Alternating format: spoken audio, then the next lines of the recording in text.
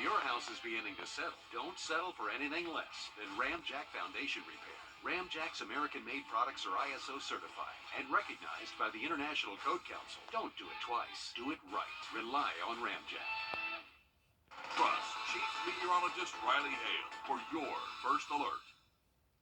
You're watching News 12 live at 5. Continues. Well, it's going to get chilly tonight with numbers dipping below freezing. Just ahead, we'll have everything you need to know. But first, if you're making plans for New Year's Eve, you probably want to know alcohol might not be on the menu at some bars, so no champagne toast at midnight. A law in Georgia says bars that don't serve food can only have one Sunday a year to sell alcohol. And that has already been approved for Super Bowl Sunday. That's not going down easy for bar owners and those working. They might miss out on some business here. News 12's Craig Allison is live for us downtown in the heart of the Augusta Bar District. And Craig, does this problem stop at just the bars? It's a ripple effect that starts right here on Broad Street, but it affects businesses just a block away that are anticipating early evening customers. Now, Manny's off of Broad has been operating in downtown Augusta for 17 months and says it needs every bit of new business it can get. They brought in thousands of dollars last year with people hitting their bar for a bite to eat before making their way over to the late night bars for midnight to strike. He'll still be open on Sunday, December 31st, but says it could be a ghost town compared to last year. We have a Sunday license because we serve food. So the way the state of Georgia sets up their licenses, if you don't serve food, you can't serve on Sunday. So that cripples these guys downtown who we depend on, because the bigger bars would be super busy on New Year's Eve, and we love that fact that they come here first, eat, and then go out to the bars. And that's what we were hoping and banking on.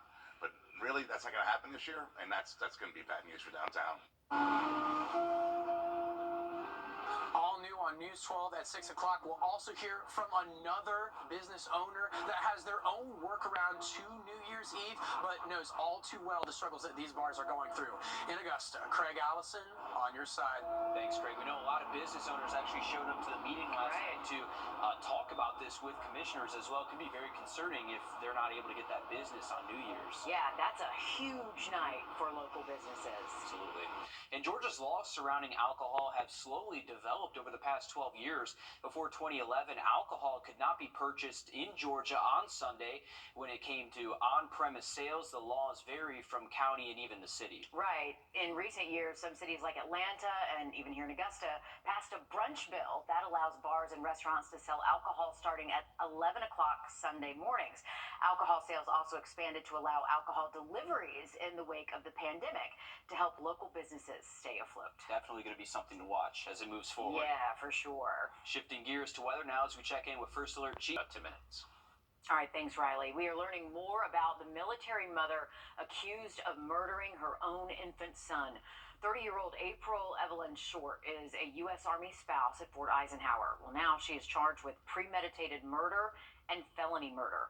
Investigators accuse Short of killing her 11-month-old with knives so that he could, quote, be with Jesus and God. She is now in custody as the case continues to move forward. Aiken County is the first in the entire country to use a new type of automated CPR machine to save lives. It's called the Zoll Auto Pulse NXT. It's the only device of its kind able to apply even compressions to a patient's entire chest in order to improve blood flow to the heart and brain. Today, Aiken County EMS held a training session to show off this new tech and why it's so important. It's thinner and more maneuverable. We can now do CPR when people are in an upright position. We can carry them down the stairs. We can maneuver them without stopping those life-saving chest compressions. According to the manufacturer of this device, studies with this new tech show that it's much more reliable than manual CPR and even has a higher survival rate for its patients. Cool stuff there. Today, Aiken Tech is celebrating a big milestone in its new equine technician course. The inaugural group of students have now completed that course. It was announced this fall as a partnership with the Aiken Horse Park Foundation. The course teaches safe horse handling, barn management, grooming techniques, hoof cleaning, and equine first aid. It was created to address the growing need for skilled professionals entering our region's flourishing equine industry. Enrollment is now open for the next group. to complete this course. Tonight is your last chance to have a say in the search for Aiken County's next school district superintendent. Tonight's meeting will be at 7 o'clock at two locations, the district office boardroom or Wagner Sally High School in the auditorium. If you can't make it tonight, there's a survey that you can fill out to make sure that your voice is heard with all of this. The goal is to hear from parents about what qualities and characteristics the new superintendent should have. The link to the survey is on our website, wrdw.com. Rewarding those who are helping make a difference in Georgia. Our State House reporter Abby Kasora shares how leaders are paving a new way to help people struggling with mental health. Tej Madavi is a trained counselor specializing in de-escalation. This video shows a man experiencing a mental health episode. He says in a time of crisis, they focus on talking, not handcuffs. He was worried about people out to get him, and when you look out, you saw a bunch of officers, surrounding him, all armed. Everything that he's thinking, everything that he's feeling, all his internal stuff that's going on. So then when we can have a conversation with him, and it's not get down right now on your knees. It's a, hey, what's going on? What's your name? Police nationwide are getting more mental health calls. The American Psychology Association estimates 20% of all calls to police come from someone experiencing a mental health crisis. I think if you ask the majority of our police partners, we need this. We've been needing this for the past 5-10 years. Madani is one of a handful of people selected by the Department of Behavioral Health and Developmental Disabilities for their work, transforming the state's approach to mental health. Tomorrow, we hope these stories will inspire others all across Georgia to do the same. The Flame of Hope Awards, given to awardees for keeping hope alive. Commissioner Kevin Tanner says these programs need funding to continue to support increasing need. It's really having an impact. It's changing the conversation, it's changing the narrative, and we need to continue to invest. We have to invest in building out our crisis network. At the state capitol, I'm Abby Kasoris. Coming up this Saturday is your last chance to register for the James Brown Arena Toy Giveaway. Parents are able to register for children up to age 11 to get holiday gifts. There is no online registration. Parents who qualify must go in person to the arena this Saturday from 9 to 11. The actual giveaway is coming up the 16th. A trashy situation in Burt County after changes are made to everybody's routine without public input. We'll break down what people have to say coming up next. Riley? And it is going to be cold heading up to the bus stop tomorrow morning, but we are expecting warmer temperatures heading into the weekend. We'll have that full forecast next. Boxes lining the living room. Find out what's inside and how one person is looking to brighten others' holidays. Coming up all new on News 12 at 6 o'clock. Time and temp. Watch 1226 on your side, wherever you go. Hey, Jill, what's the matter? Man, this name change is stressing me out. Everyone will know we still specialize in Medicare. Yeah, I know that, but what about this? Are you 64.com? Welcome back, folks. You want to plan B. Thanks, Riley. Frustration is growing tonight in Burt County over trash. Now, up until recently, the county had dumpsters that everybody used instead of the trash pickup. But that's all changed after Burt County commissioners decided to follow in the steps of places like Augusta and North Augusta with trash bins. The problem, as our Taylor Martin shows us, homeowners in Burt County don't believe their voices were heard.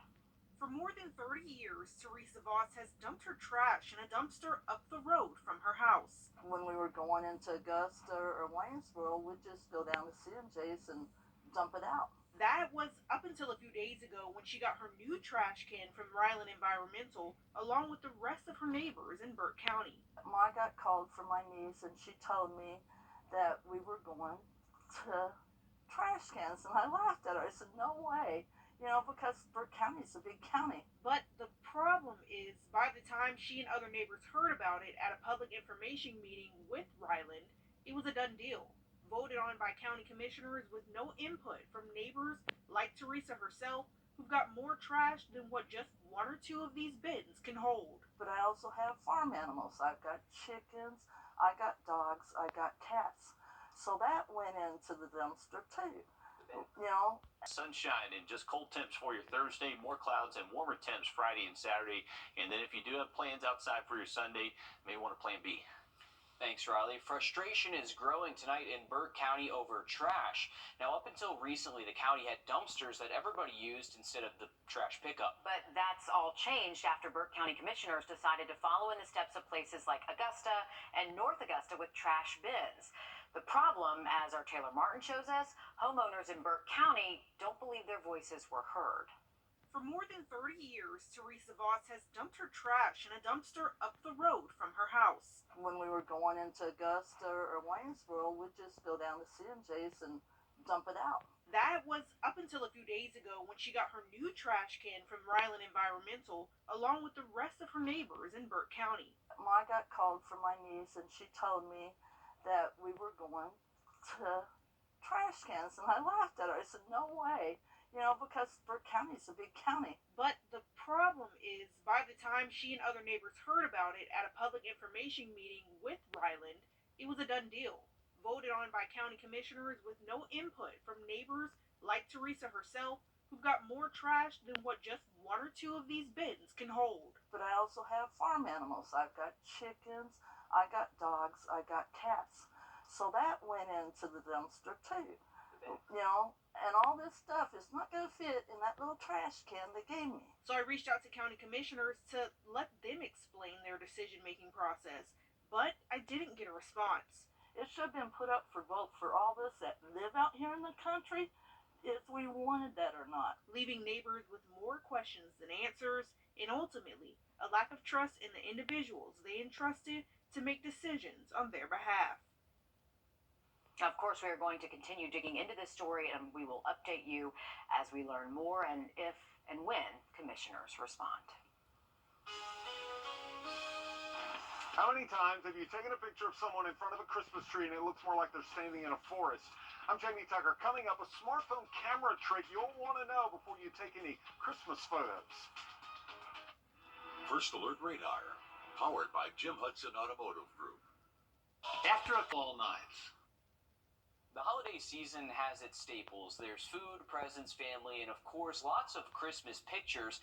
But sometimes when you take those pictures on your smartphone, they don't turn out how you want them to. Right, they always don't. Our Consumer Tech reporter Jamie Tucker has a camera trick you'll want to try before Christmas.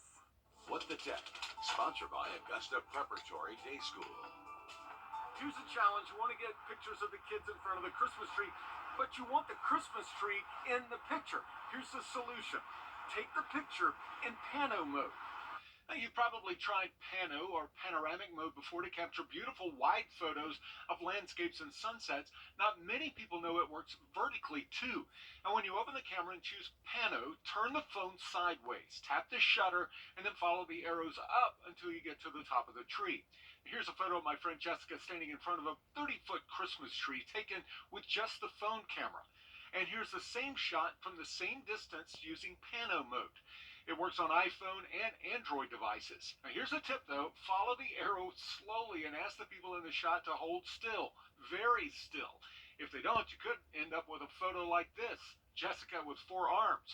Another option for those with an iPhone 11 or later is the wide-angle lens. You'll find it in photo mode as 0.5, and you can use it in portrait or landscape mode. This is a great trick, not just for Christmas, but maybe for vacations with a skyscraper or palm trees behind you. Just remember, be very careful and pan up very slowly. That's What the Tech. I'm Jamie Tucker. Okay, so I knew about the 0.5, but not the pano vertically. We did it in the break. It does work. It does work. The photo trick works with most smartphones. If it doesn't work with yours, well, try it with an iPad. But pretty cool stuff. Yeah, it does work. Yeah. And it turns out really well. We can confirm during the commercial. Well, sad news here. A man affectionately known as Gamecock Jesus has passed away in Columbia, South Carolina. 7-year-old Carlton Thompson was well known as one of the college's biggest fans. For decades, he's been known to wave a flag at Gamecock sporting events all over the place. And back in September, he opened up about his battle with prostate cancer. In the wake of his death, love from USC fans and family have poured in, including USC women's basketball coach Dawn Staley, who calls him an angel and that he will greatly be missed. I actually have a picture of him when they went to the Final Four when I was a freshman. I met him for the first time. I learned who Gamecock Jesus was very, very early on, and just a great guy, and sad to see his passing. I hopped on Twitter this morning and saw that. It was the first thing I saw. It was very sad. So you can see him anywhere at all the games. He's waving this giant flag, so definitely a staple of the Gamecock community. Oh, he will be missed. It's every team kind of has a Gamecock Jesus. Friendliest guy you'd ever meet. So I definitely know what those people are and like what they mean to your team. Absolutely. So sorry for your loss and all of Gamecock Nation's loss. Yep. Switching gears here, the GHSA football state championships are next week, and this year all of the state title games will be played at Mercedes-Benz Stadium in Atlanta. Yeah, how cool is that for them? News 12 sports director Dan Booth drove over to Swainsboro to speak with the mighty Tigers ahead of their state championship rematch against Prince Avenue Christian. The Swainsboro Tigers are going back to the state championship game for the second year in a row, and they're preparing to face a familiar opponent, Prince Avenue Christian, the same team that defeated the Tigers in the state championship game last year. Now, coming short of their goal of winning state last year is something that's been motivating this team to get back to state this time around. The Tigers' road back to this point has been filled with tough challenges, including playing all of their previous 4 playoff games on the road.